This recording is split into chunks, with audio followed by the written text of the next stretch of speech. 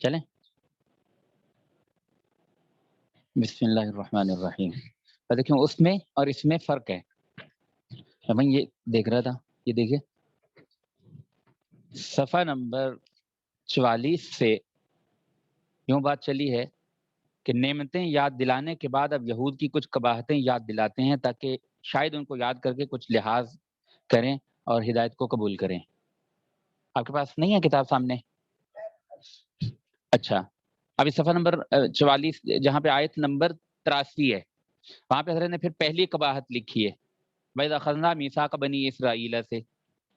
پھر آگے 47 پہ وَلَقَدْ آتَيْنَا مُوسَى الْكِتَابَ جہاں پہ اگلا رکوع شروع ہوتا ہے, آدھے سپارے سے اگلا رکوع, وہاں پہ دوسری قباحت.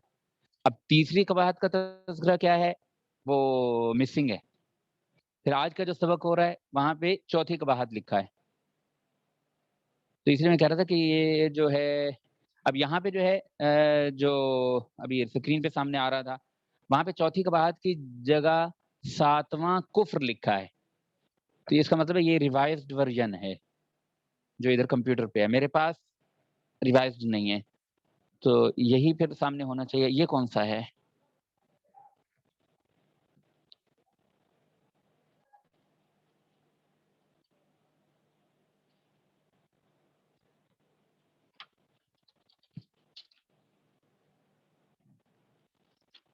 لیکن اس میں یہ کب کا ہے؟ پہلا دن ہے, تھوڑا سا مجھے جو کہتے ہیں نا ہم آہنگ ہونے میں, ذہن جڑنے میں تھوڑا سا وقت لگے گا, لیکن انشاءاللہ آگے پھر پریشانی نہیں ہوگی.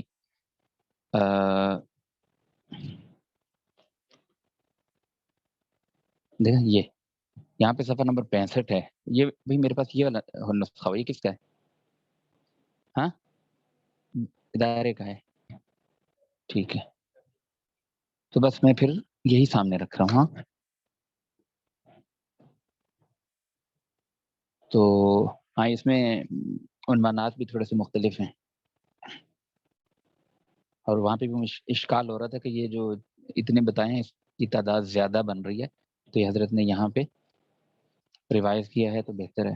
ٹھیک ہے,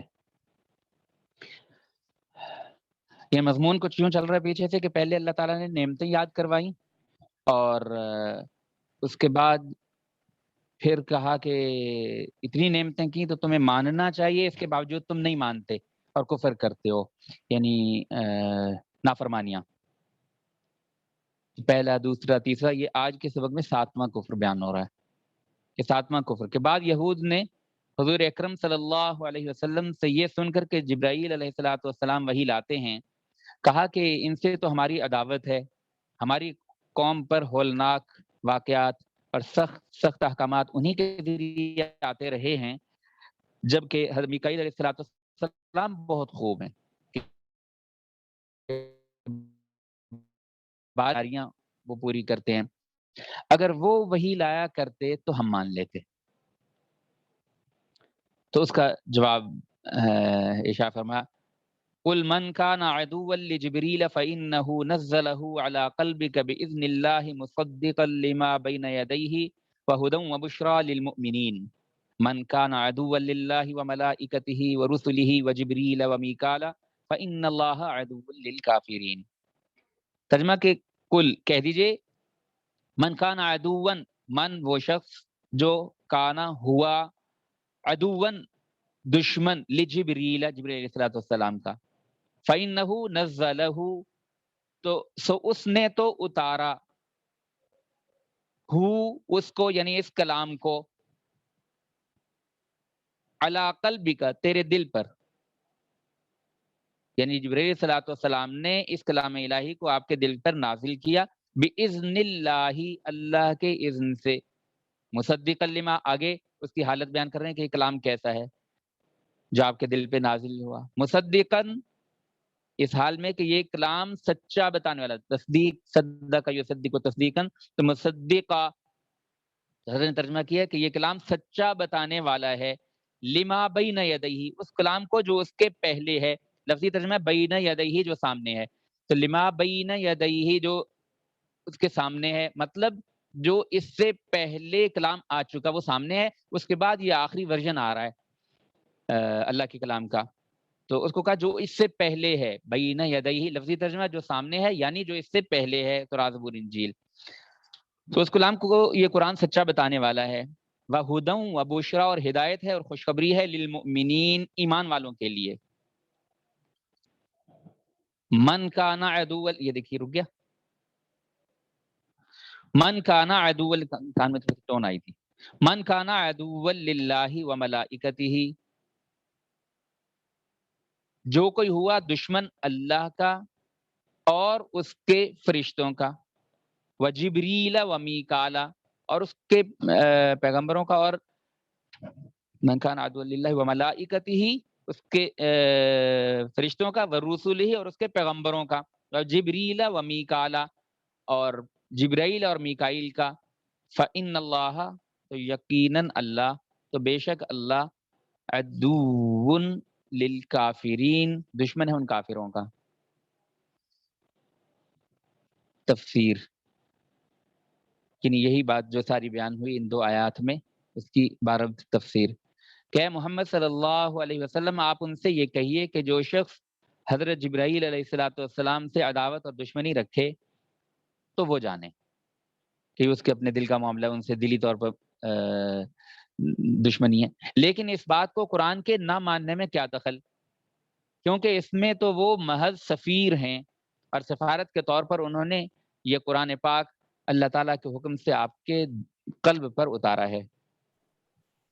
اور سفارت کے صادق ہونے کے لیے سفیر میں 2 صفتوں کا ہونا کافی ہے. اول مامور ہو، یعنی اس کو حکم دیا گیا ہو کہ یہ بات پہنچا کے آؤ. دوسرے امین ہو کہ امانت دار ہو.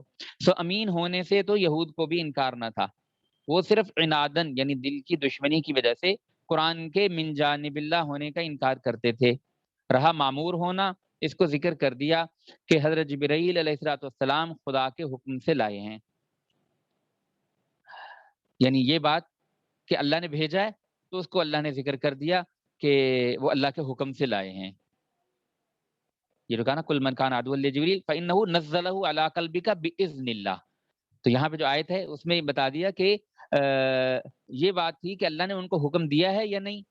سچا تو تم مانتے ہو، امانت دار تو مانتے ہو، تو اللہ نے حکم بھی دیا تو اس کو ذکر کر دیا کہ جبرائیل علیہ السلام خدا کے حکم سے لائے ہیں.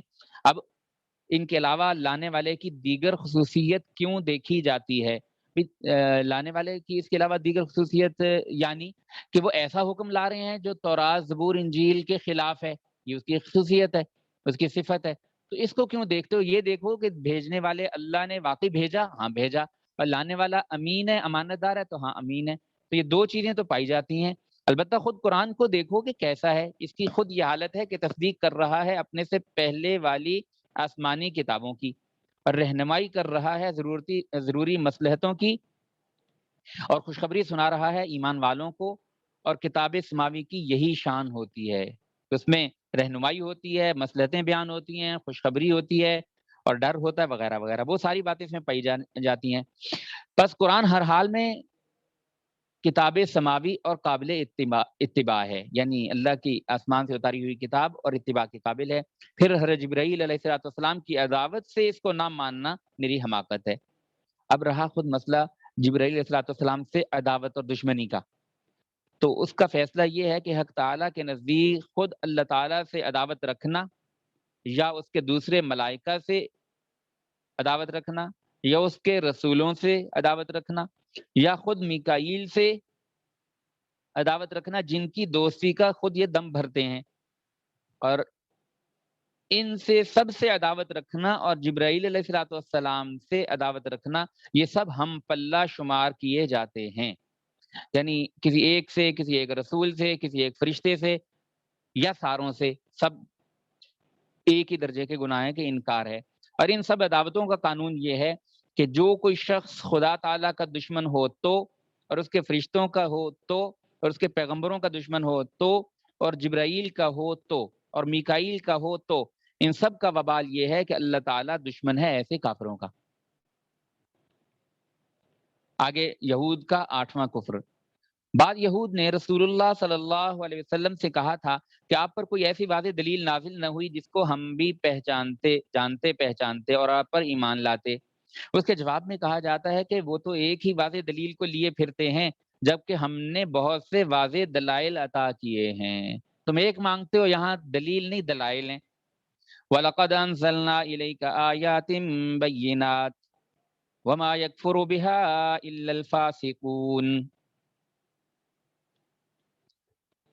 ترجمہ: وَلَقَدْ، اور البتہ تحقیق یعنی اور یقیناً، وَلَقَدْ یقیناً، انزلنا الیکا اتارے ہم نے، الیکا تیری جانب، تیری طرف، آیات بینات واضح دلائل، وما یکفر بہا اور نہیں انکار کرتے، بہا ان کا، الا مگر، الفاسقون فاسق لوگ. اور اتارے ہم نے تیری طرف دلائل واضح اور نہیں انکار کرتے ان کا مگر نافرمان. تفسیر: ہم نے تو آپ کی طرف بہت سے واضح دلائل نازل کیے ہیں، جن میں سے خود اس قرآن کی آیتیں بھی ہیں، اس قرآن کی آیتیں بھی ہیں جن کو وہ بھی تورات میں ذکر کردہ پیشن گوئیوں اور نشانیوں کی وجہ سے خوب جانتے پہچانتے ہیں. سو ان کا انکار کرنا اس وجہ سے نہیں کہ یہ جانتے نہیں ہیں، بلکہ ان کا انکار ان کی حکم عدولی کی عادت کی وجہ سے ہے. بس عادت بنی ہوئی ہے کہ بات نہیں ماننی. اور قاعدہ کلیہ یہ ہے کہ ایسے کھلے کھلے دلائل کا کوئی انکار نہیں کیا کرتا مگر صرف وہی لوگ جو نافرمانی کے عادی ہیں. تو یہ 8واں کفر کے دلیلیں ایک نہیں کئی دلیلیں وہ نازل ہوئی ہیں، اور یہ اس کا عادت پڑ گئی ہے انکار کرنے کی، لہذا انکار کیے جاتے ہیں. تو یہ بھی 8واں کفر بیان فرمایا.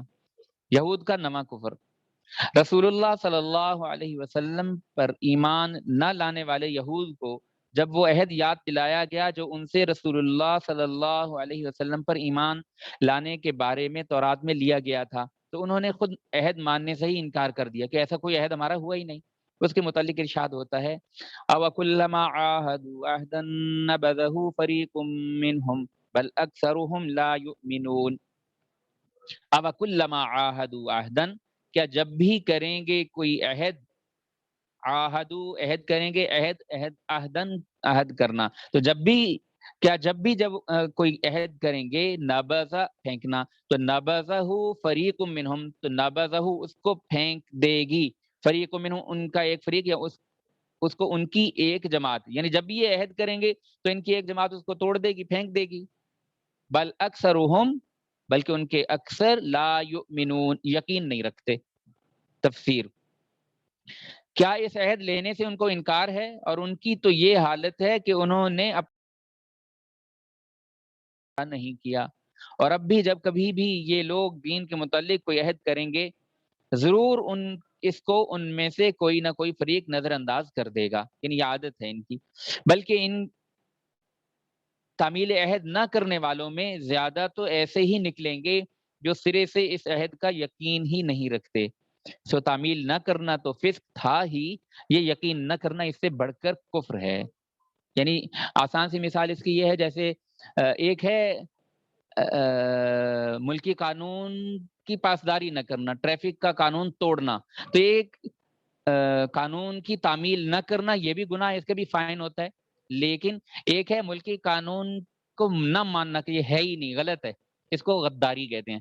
تو غداری جو ہے وہ اسلامی جو نظام ہے اس کے اندر اس کو کفر کہتے ہیں، اور تعمیل نہ کرنے کو بدعملی کہتے ہیں. یہود کا 10واں کفر: اور جب رسول اللہ صلی اللہ علیہ وسلم کی بعثت ہوئی تو یہود نے خود کو دی ہوئی کتاب الہی کو بھی نظر انداز کر دیا. یہ 10واں کفر کہ ان کی اپنی جو کتاب تھی اس کو بھی نہ مانا، قرآن کو تو ماننا دور کی بات رہی. وَلَمَّا جَاءَهُمْ رَسُولٌ مِّنْ عِندِ اللَّهِ مُصَدِّقٌ لِّمَا مَعَهُمْ نَبَذَ فَرِيقٌ مِّنَ الَّذِينَ أُوتُوا الْكِتَابَ كِتَابَ اللَّهِ وَرَاءَ ظُهُورِهِمْ كَأَنَّهُمْ لَا يَعْلَمُونَ. ترجمہ: وَلَمَّا جَاءَهُمْ، اور جب آیا ان کے پاس، رسول من عند اللہ، رسول اللہ کی طرف سے، مصدق لما معہم، تصدیق کرنے والا اس کتاب کی جو ان کے پاس ہے، لی واسطے، ما اس چیز کے، یعنی اس کتاب کے، معہم جو ان کے پاس ہے، تو تصدیق کرنے والا اس کتاب کی جو ان کے پاس ہے. تو نبذا تو پھینک دیا، فریق من الذین اوتوا الکتاب ایک جماعت نے اہل کتاب میں سے، یعنی اہل کتاب میں سے ایک جماعت نے رسول کی لائی ہوئی بات کو پھینک دیا، نہیں، کتاب اللہ، اللہ کی کتاب کو، وراء ظہورہم، اپنی پیٹھوں کے پیچھے، یعنی اللہ کی کتاب جو ان کی طرف آئی، تو ان اہل کتاب نے اس اللہ کی کتاب کو جو اپنی طرف آئی تھی اس کو بھی اپنی پیٹھ پیچھے پھینک دیا، کأنہم لا یعلمون، گویا کہ وہ جانتے ہی نہیں۔ ٹائم کیا ہوا ہے میں بتا دینا، 4 منٹ باقی ہیں بس، ٹھیک۔ تفسیر، اور جب ان کے پاس ایک عظیم الشان پیغمبر آئے اللہ تعالیٰ کی طرف سے، جو رسول ہونے کے ساتھ تصدیق بھی کر رہے ہیں اس کتاب کی جو ان لوگوں کے پاس ہے، یعنی تورات کی، یعنی جو ہمارے نبی صلی اللہ علیہ وسلم وہی لے کے آئے، کتاب لے کے آئے، تو وہ تورات زبور انجیل کی تصدیق کرتی ہے۔ تو یعنی ایک عظیم الشان پیغمبر آئے اللہ تعالیٰ کی طرف سے جو رسول ہونے کے ساتھ تصدیق بھی کر رہے ہیں اس کتاب کی جو ان لوگوں کے پاس ہے، یعنی تورات، یعنی یہود کے پاس تورات تھی، کیونکہ اس میں آپ صلی اللہ علیہ وسلم کی نبوت کی خبر ہے، تو اس حالت میں آپ صلی اللہ علیہ وسلم پر ایمان لانا عین تورات پر عمل تھا، جس کو وہ بھی کتاب اللہ جانتے ہیں، مگر اس کے باوجود بھی ان اہل کتاب میں سے ایک فریق نے خود اس کتاب اللہ ہی کو اس طرح پس پش ڈال دیا جیسے ان کو اس کے مضمون کا یا کتاب اللہ ہونے کا سرے سے علم ہی نہیں۔ بس آج یہیں تک، آگے پھر لمبا مضمون ہے، ٹھیک ہے؟ کوئی سوال جواب تو نہیں ہوتا؟ کوئی سوال تو نہیں ہے؟